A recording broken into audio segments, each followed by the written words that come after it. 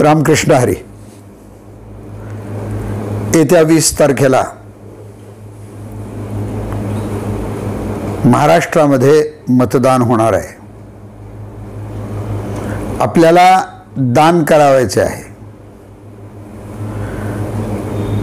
दान करत असताना आपण दान कुणाला करावं, कशासाठी करावं व ते दान केल्यानं आपल्याला त्याचा काही फायदा आहे आणि देशालाही आणि राज्यालाही त्याचा काही फायदा आहे का, याचा तुम्ही आणि आम्ही विचार केला पाहिजे. कारण भारताच्या घटनेमध्ये राईट टू इक्वॅलिटी, मतदानाचा हक्क सगळ्याला आहे.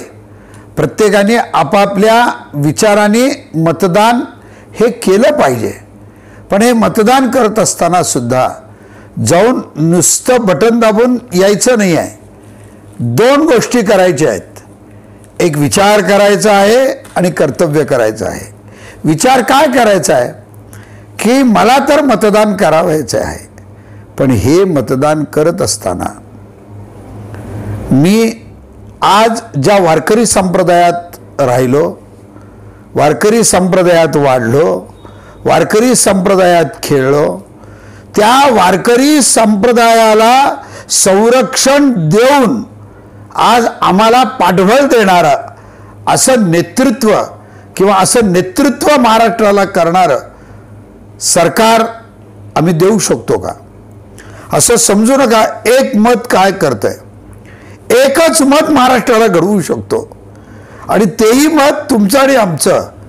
एकापासून हजारो मतं होतात, पण त्या हजारा मतामध्ये तुमचंही एक मत आहे.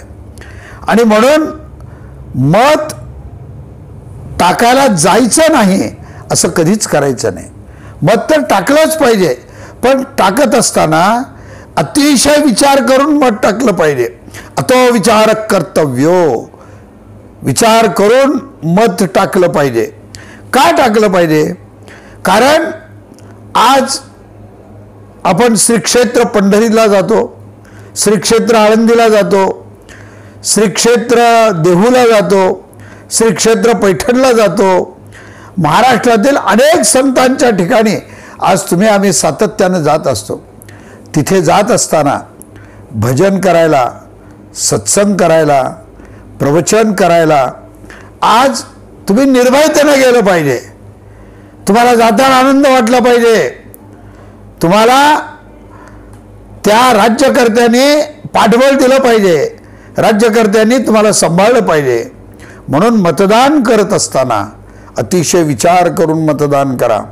आज तुम्ही आम्ही इतके निर्भयतेनं फिरत आहोत, त्याचं कारण छत्रपती शिवाजी राजाने आज तुम्हाला आणि आम्हाला सांभाळलंय. ज्या राजाने हिंदुत्वासाठी संपूर्ण महाराष्ट्राला सांभाळलं, म्हणून आज तुम्ही आम्ही एवढे निर्भय आहोत. म्हणून आज यावेळेस जी मताची प्रक्रिया आहे ती एक वेगळी प्रक्रिया आहे. तुम्ही मतदान जर चुकलात तर त्याचे फळ तुम्हाला तर भोगावेच लागतील, पण तुमच्या पुढच्या पिढीलाही त्याचे फळ भोगावे लागतील. म्हणून माझ्या बंधूंनो, माझ्या मित्रांनो, आपण क्रिया चुकू नका. मतदान करत असताना जो हिंदू विचाराचा आहे, जो वारकरी संप्रदायांचा एकनिष्ठ आहे, जो मायमाऊली ज्ञानेश्वर महाराज असतील, जगद्गुरु तुकोबाराय असतील, यांच्या चरणावर माथा ठेवून त्यांच्या विचाराशी जो चालणार आहे आणि श्री विठ्ठलाच्या चरणी लीन होऊन नतमस्तक होणार आहे, अशा माणसाला, अशा विचाराच्या माणसाला तुम्ही तुमचं मत टाका आणि सगळ्या कुटुंबियांना घेऊन तुम्ही मत टाका. एवढीच तुमच्या चरणी मी सगळ्यांना प्रार्थना करतो. 20 तारखेला कोणतंही काम लावून घेऊ नका. ज्याप्रमाणे एकादशीचा आपण पवित्र असा व्रत करतो, त्याप्रमाणे एकादशी आपण कधीच चुकत नाही, त्याप्रमाणे आपण मतदान करायलाही अजिबात चुकू नका. मत निर्भयतेनं करा. हिंदू विचाराच्या माणसाला मत करा.